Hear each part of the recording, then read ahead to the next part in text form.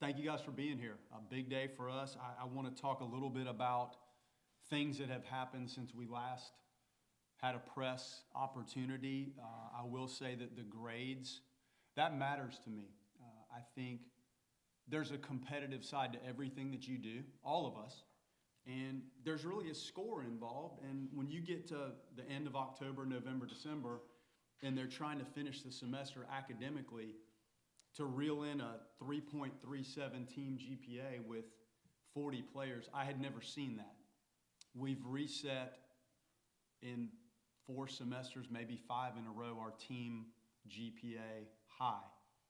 I've had some really good academic teams. I've never seen a semester that was that strong, and it was one of the stronger ones in the department overall. And again, I want them to strive to do the best they can do in class and reel that type of GPA in.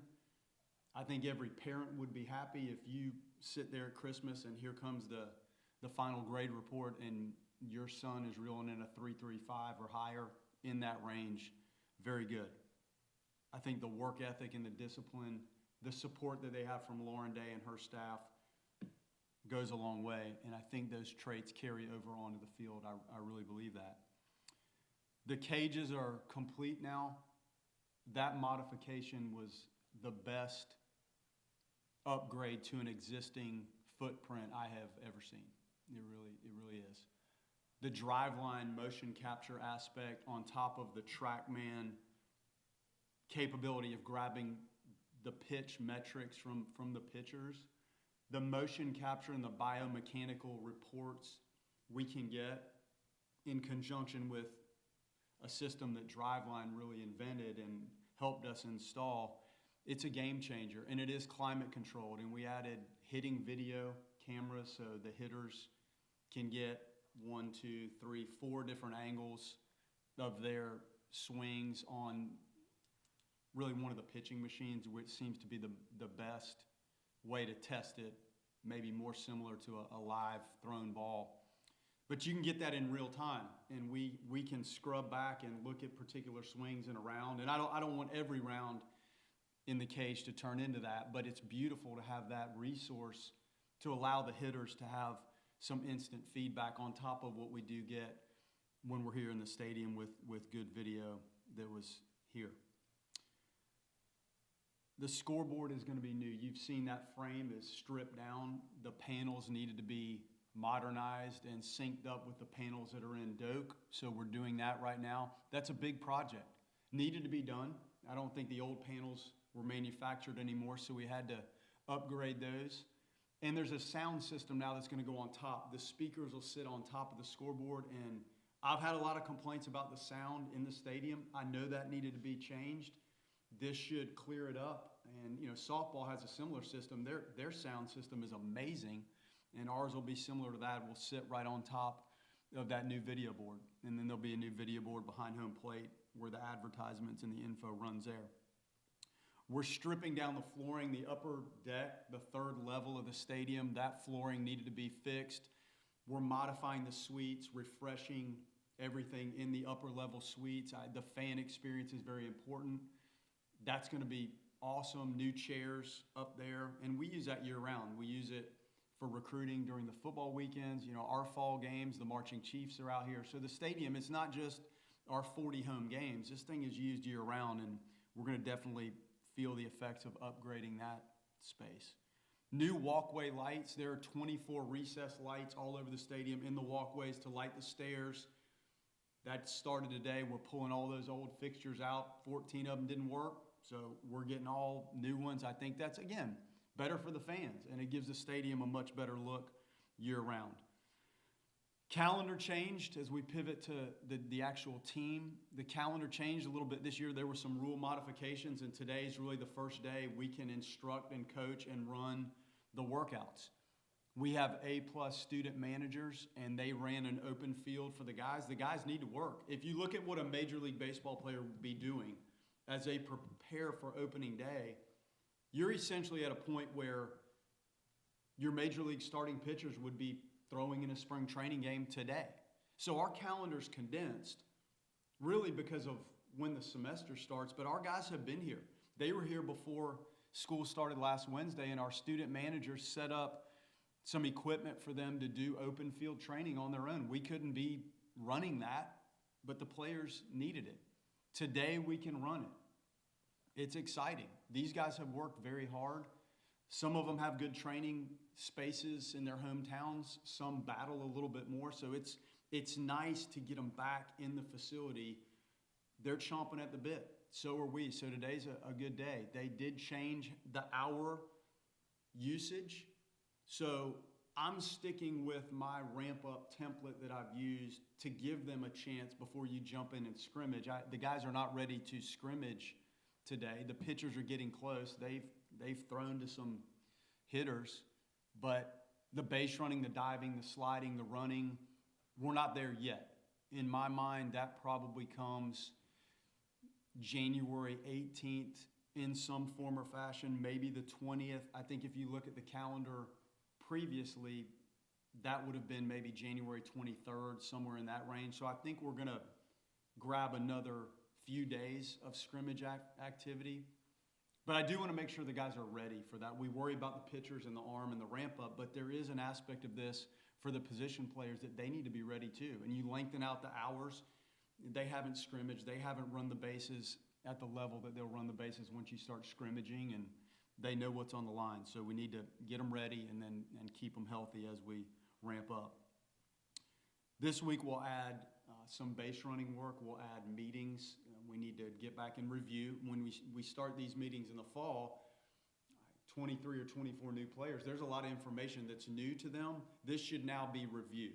So we'll add some of those pieces, and I really want the position players. They'll run the bases pretty good today. We'll continue pitchers throwing to hitters, and then eventually that'll evolve into actual live scrimmages. Weather's been pretty good so far. We're going to get a little chilly Thursday of this week, but this is okay. This is better than some people could ask for, and you're walking around, as we all were last week, it's felt like it was 82, 83 degrees. So very fortunate as far as that goes, and that does matter. So when you look at laying out your calendar, you have to have the weather cooperate too, or else you're stuck in the cage a little bit, which obviously much better outside. Trying to ramp up the legs and the arms, the pitching, ramp up. Micah does a great job of laying out their calendar for them.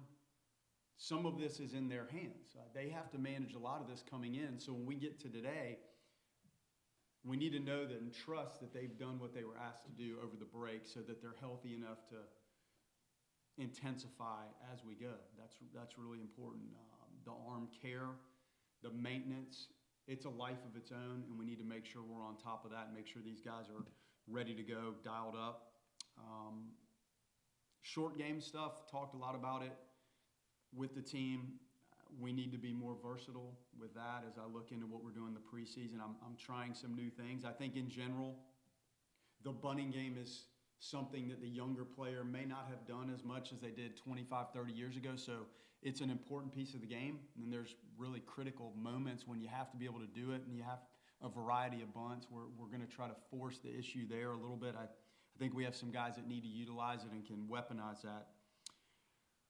Catching in middle infield, I do sense the urgency to figure that out. I think we have the pieces. The wear and tear behind the plate has gotten us in the last year or so, and it's still biting us a tick, so we need to get Carnes and Smelia from Melt, and Rodriguez are okay, but Carnes and Nate, we need to get those guys back full speed. They're still fighting through some issues, but we need them. That's a critical piece of the puzzle. And then the middle infield, I've been doing this a long time. I think the middle infield last year was as good as any I've ever coached, and some might tell you as good as any in the country.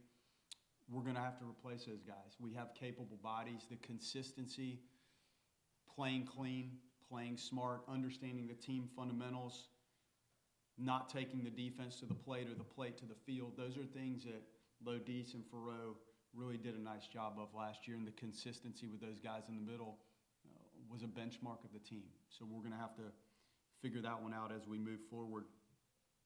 Execution of stuff on the mound, the stuff we have in the program is good. The equipment on the mound and the upside is there.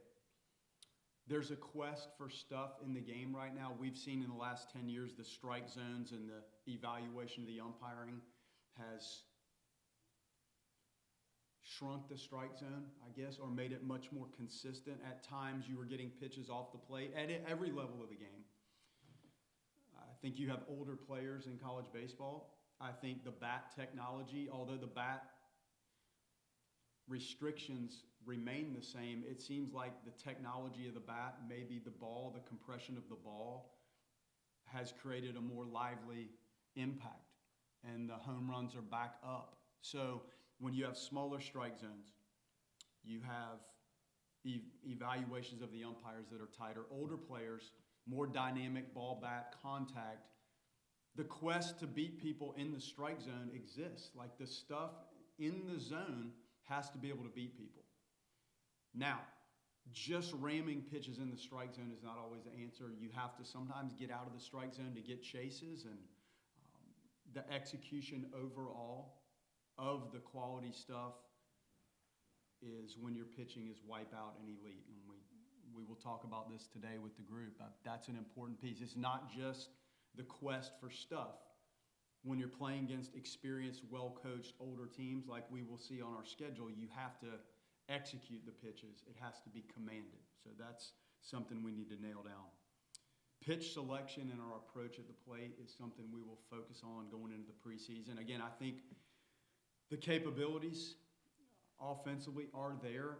It does revolve around what you swing at as much as the swing itself. You have to think along with the game and hunt lanes and hunt pitches and hunt speeds and manage it, because the stuff, as we're trying to find elite stuff, so is everybody else, and we will see it. So then thinking through the at-bat a little bit more in depth, pitch by pitch, not guessing, but having a plan of attack, what you can hunt, what you need to lay off of. I think the maturation of that process offensively will help us. I do like Chase is back healthy. We didn't see him this fall. Injecting that kind of speed into the equation with some of the dynamic bats we have, and Frazier can run, and Dowd can run, Delamalure can run. We have guys that can run. So the combination of some of the threatening nature of what you do with the dynamic piece, better pitch selection, more crooked numbers. We're building up 10 arms, pitch count-wise, building them up for a while. I mean, that's not going to continue the whole preseason, but we do want to build up a good bulk, and they'll increase. Most of the guys will increase, but then there's a cap at some point with some of the pitchers. Not everybody's going to get to 65, 70, 75 pitches in the preseason. Our hope is that as we go through the next 4 or 5 weeks, we do get to a spot where we have a handful that are ready to throw 70 or 75 pitches on opening day, opening weekend. Clayton McCullough got the Marlins managerial job last year, one of my real good friends in baseball. I've known him for a long time, and we talked for 20 minutes the other day. In essence, the bulk of it was about management of the bullpen, how dynamic those guys need to be, the rest in between their bullpen outings.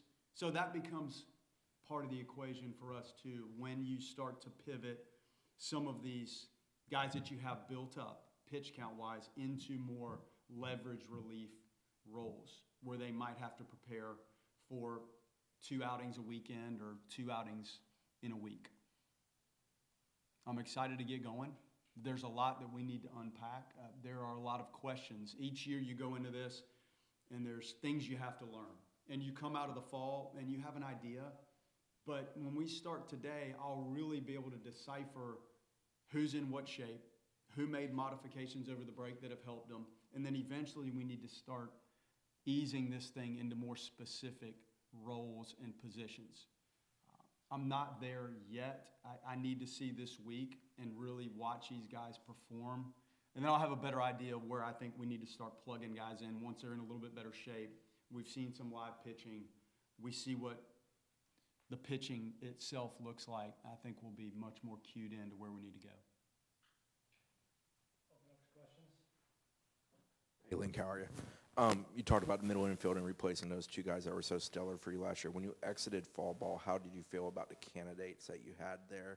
And do you feel like going into this, you have an idea of the corners are pretty set with Bailey and I presume Fisher at third? Yeah, Fisher could really play anywhere. And I know the way it shook out the last couple of years, like third was the logical spot for him, and I think he's continued to get better. But like you'll see today, I'm moving these guys around all over the place. Putnam is a physical, capable kid, maybe more suited to play third, second than shortstop. Gabe Frazier's as talented an infield skill set as I've seen. It'll be interesting because Walls and Lodice are coming to take ground balls tomorrow, so that'll be fun. Frazier's a little under the weather today, so I don't know if he'll be with us working out. But talented. Estes knows the system, knows what he's doing. Chef can bounce around a little bit. John Stutzer is a talented athlete. We're going to let him work in the infield today. One of the best falls that we had. Dynamic, strong, fast. Kelvin Polino gives you a far more advanced at-bat than most freshmen. So we have plenty of options. We need to really get into this thing in the next 4 weeks and see what this feels like. Do we have enough where the right, left-handed hitting aspect factors in?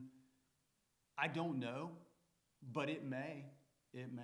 And then because you have some depth and some versatility, you can even look at who you're facing on a given day as a starting pitcher. And if you have some balance and you feel like they're guys that are capable, then you can look for more specific matchups. But I do like the candidates, the consistency of play and leaving the defense on the defensive side and the offense at the plate. I think those are the traits that the middle infielders, over the long haul, we need to see how that looks, because that's a critical part there. There's a lot on your plate.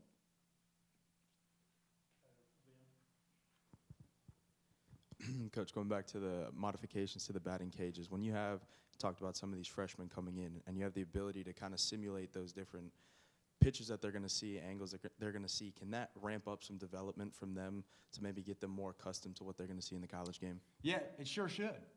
And we grabbed the iPitch machine that does give you sequences and a mix, so that's great. But once they're loose and warmed up and ready to go, and they have specific drills built for them that they do, but absolutely, like the quality of the pitching machine, I hope the pitching lab lane, I hope we've mirrored that quality for the offensive side too, with the upgrade of the pitching machines. And again, our student managers, those guys are down there running the equipment right now. If the people that are running it and feeding it and setting it up when we're not there, if they're not capable of doing it right, then you're not getting the quality of the rep. But absolutely. And we do have a way that we run the machines that I think gives you the best simulation. And how we get the velocities right, the spin, the distance that we use, it should absolutely help. Like the sport's changed so much now with, sometimes your leaders, sometimes your older players are guys that have not been in the system for years.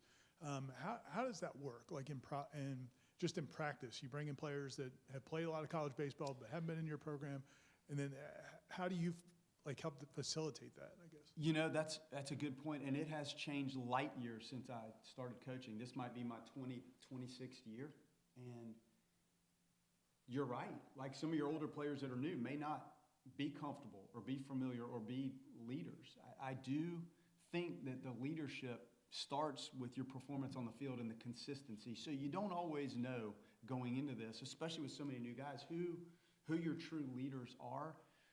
Eventually, I let the players select captains. I let them pick it. I don't have anything to do with that. They can decide their voice of the locker room, and that's a liaison for us. They pick those guys. It'll emerge. I have more meetings, quite frankly, than I used to, and I try to let those guys talk. I make the pitchers. We have a press conference, we call it, after our scrimmages, where the pitchers, if we're going to be in this position, in this program, we're going to have to talk about what we do. I talk to you guys after every game, and you usually grab one of the pitchers, usually. And when you're in the postseason, it absolutely is going to happen. So I want them to learn to talk about their outing, their performance, how they felt. I do think it gives them an opportunity to talk professionally in front of their peers. I do think that helps maybe build some comfort, and maybe there's some leadership building in that, and you learn about the kids as they express their thoughts. And you also learn is what we see as coaches, what they felt when they were on the mound or at the plate. The position players do it too, but the pitchers really get to throw one competitive outing a week, so I want them to have to review and revisit almost every pitch if they want to. I mean, when we start, they'll throw 15, 20 pitch little spurts. You should be able to remember every one of those. So I'm trying to do things to create comfort and let them talk. I know they're in the locker room having a good time. I had to tell them, hey guys, just let's turn the music down and knock it off for a little bit. Let me just do the press conference. But they have their own ways to build the camaraderie and the team, and the leadership may ease out maybe in there, but I try to push it. And those are things I did not do previously. I didn't have a meeting before every practice. I didn't used to have a little press conference. I started that probably 8-10 years ago, and I like it. So those are some of the ways we do it. And there's no way around the newness of the team. This year, we're an older team, but we're also new. So to your point, like I think the pitching staff and the players that came in, that transferred in, are on the older side of things. So yeah, the leadership will emerge. It'll happen organically. Hey, Coach. With the attention and the notoriety that the team gets outside in the media with the rankings and everything, how do you keep this team like level-headed going into the season? Well, the rankings, I've been on every side of this. It doesn't really mean anything. It's a reflection of what people think coming in, and it's hard. Like, you guys have to study this. It is difficult in this day and age in any sport out of the gates to try to rank it. So it gives great conversation, and it's hard. And I would have to trust you on some of this to think about when we're asked to predict just the ACC. Or I've been a USA Today Coaches Poll voter before. If I had to do that today and try to decipher the rosters, it's not easy. The expectation is that each individual in here reaches or surpasses their potential. That's what I'm trying to do today. Just ease them a little bit closer to reaching the potential or creating a new level of potential and maybe surpassing what they thought they could do. That's how I approach it. If I can get each one of those guys to achieve at that clip, we're going to be okay. And then I know that I've gotten the most out of the team. The rankings are what they are. Then you get into the performance, and there's obviously ramifications from pitch one and game one. But I try not to make too big a deal of the rankings because I've seen it from every different ranking perspective, and that's not something I really want them to focus on. Do I think it should be a reflection of the effort of the coaching staff to put the roster together and coach a team? Absolutely. But it's not something I hang my hat on, good or bad. Now you get into late May and June, and that resume's built. Now the rankings and the numbers and the metrics start to carry a little bit more weight in terms of how that positions you for the stretch.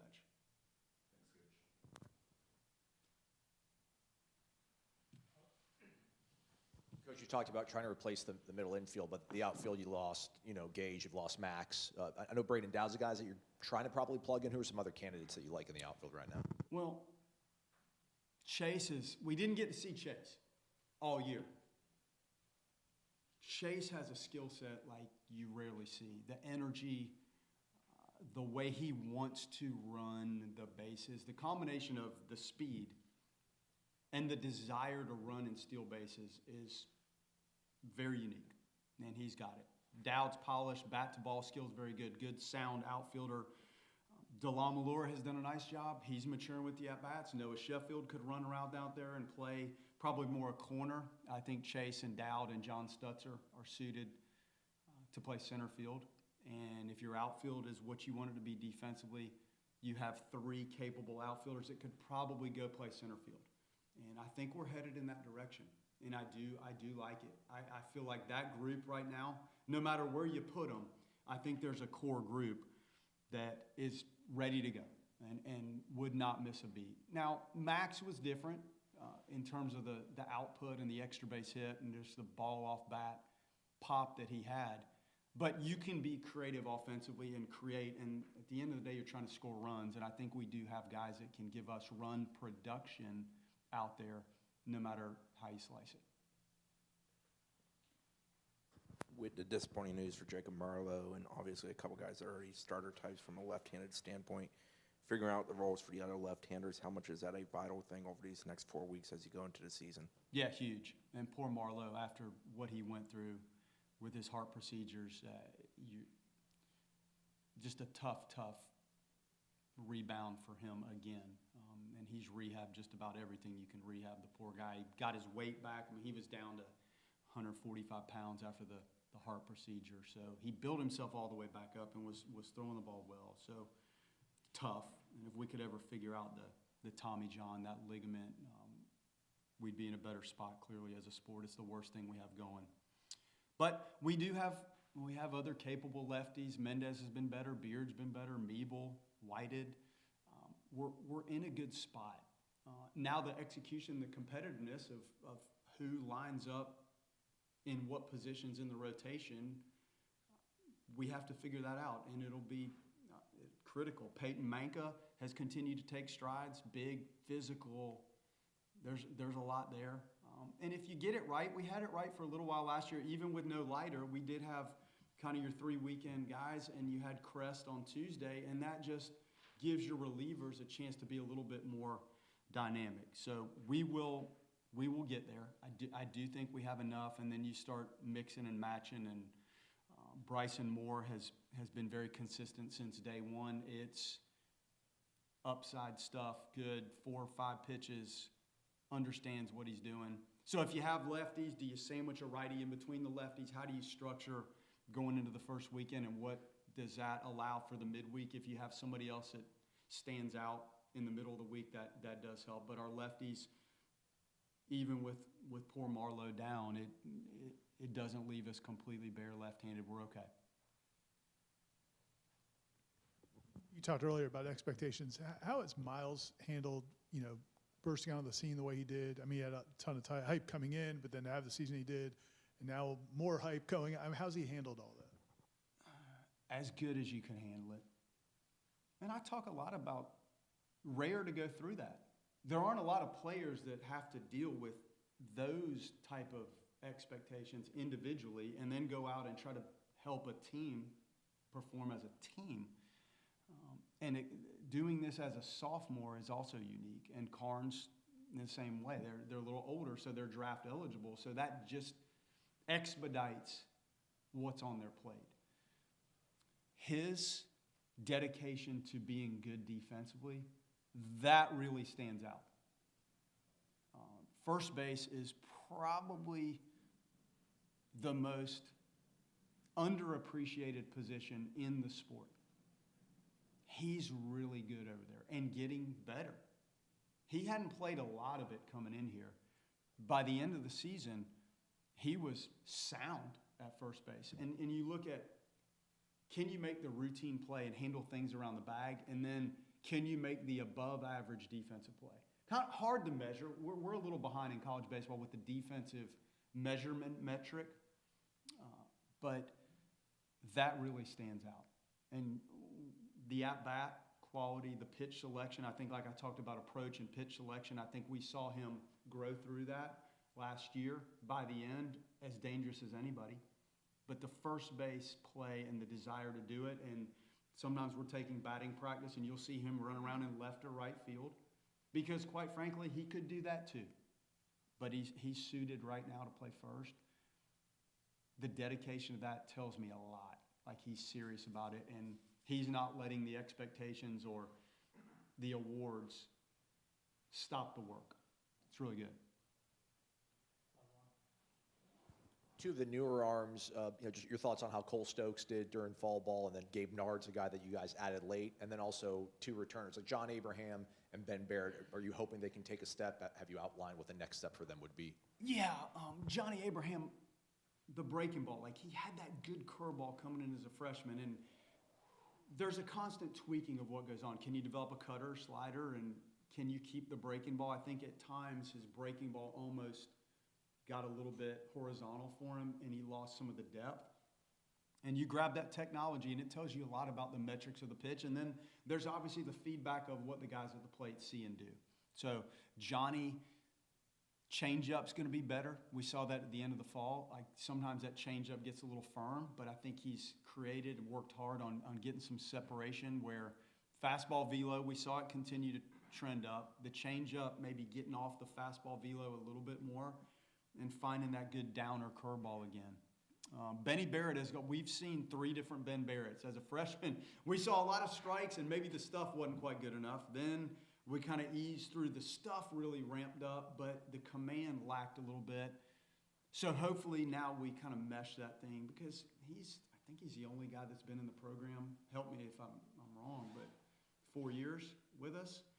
So he works so hard. I drift in here at weird hours of the day and night, and he's always working on his mobility, his arm.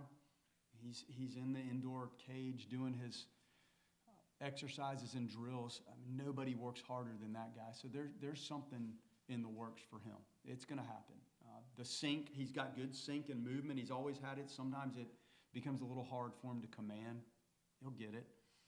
Stokes, the upside is just spectacular with him. The slider, interesting. And I had a guy at Notre Dame, Joe Boyle. Sometimes the slider's the pitch they feel like they can lean on and land easier than the fastball.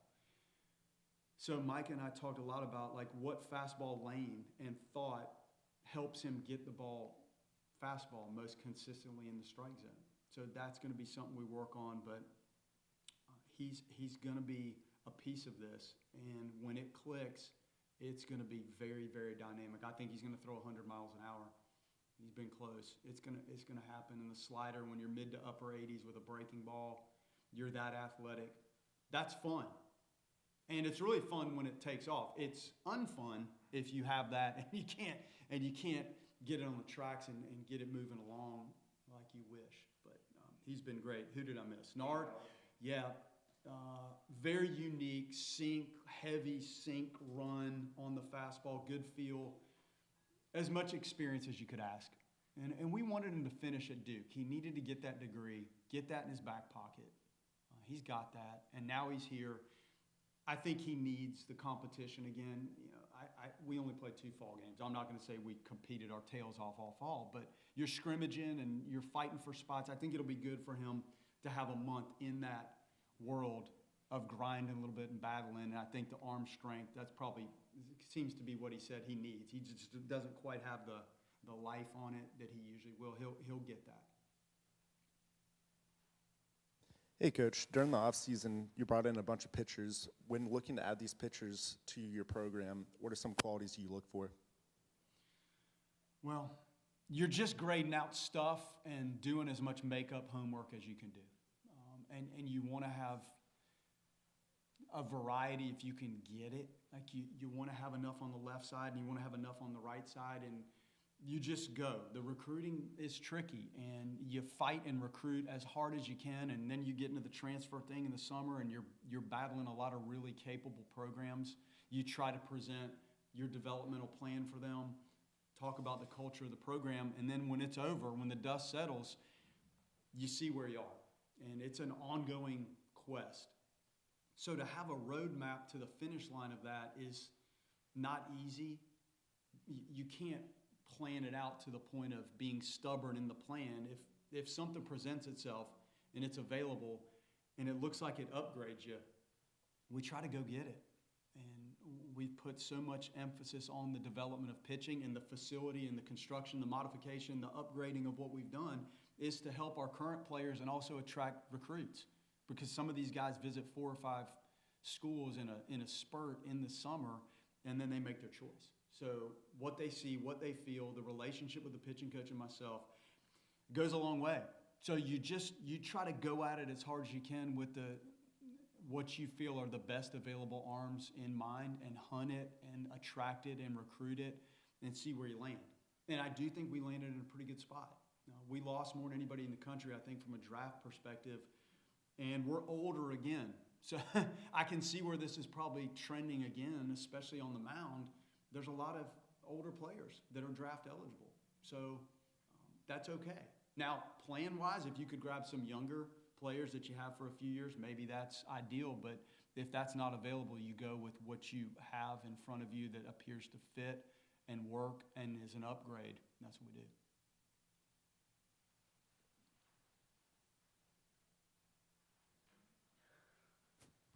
Way in the back. Hey, Coach. Just this week, week one, how important is it for you guys, just not from a player standpoint to really kind of hone in on them, but from a coaching standpoint, how important is week one in getting this team to where you guys want to be? Yeah, it's critical.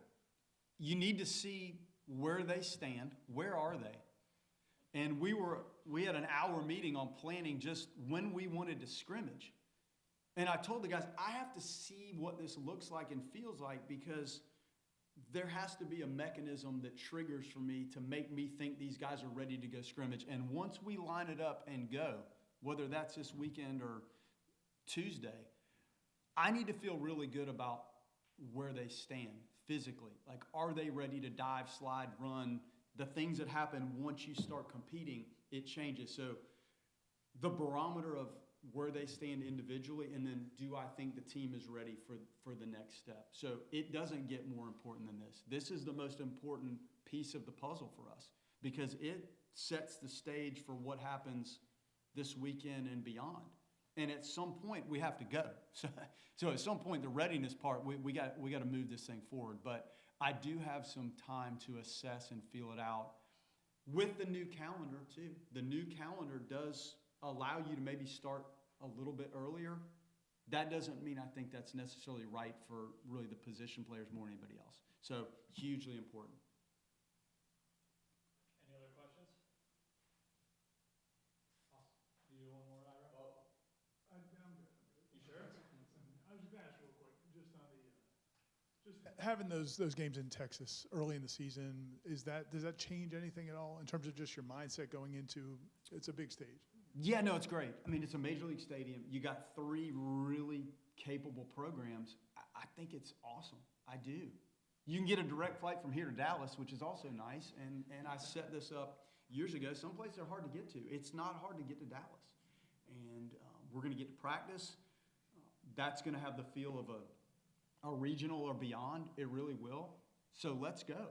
I mean, I'm excited about it. And I'm not trying to ever take away. We have the best fans in the country. I'm not doing this because I want to play somewhere else. I think it's a really good experience for the program and the players. And it's not something I would want to do multiple times in a pre-ACC slate. But I do think it's good. I do think it's good for the guys. And the timing of it is different. I get so organized and on point with everything we do. And when we start practicing, what time we throw the first pitch of a scrimmage, when you get in those settings, it's a little different. You're hitting in the cage. Maybe the first game runs long.